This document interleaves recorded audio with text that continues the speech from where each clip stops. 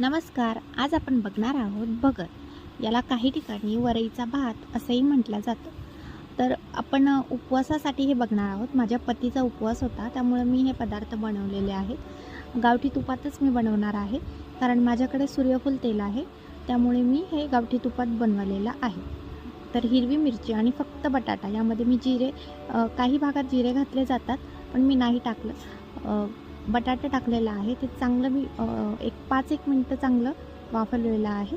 त्यानंतर हिरवी मिरची आणि भाजलेल्या शेंगदाण्याचा कूट हे टाकून मिक्स केलेलं आहे.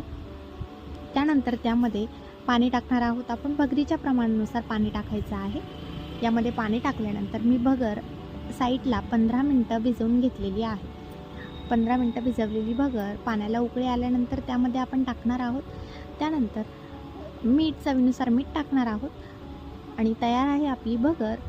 व्यवस्थितपणे योग्य प्रमाण बघून तुम्ही पाणी टाकू शकता. ही भगर मी 15 मिनटं भिजवलेली होती.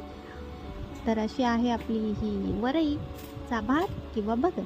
कशी वाटली? लाईक करा, शेअर करा आणि सबस्क्राईब करायला अजिबात विसरू नका.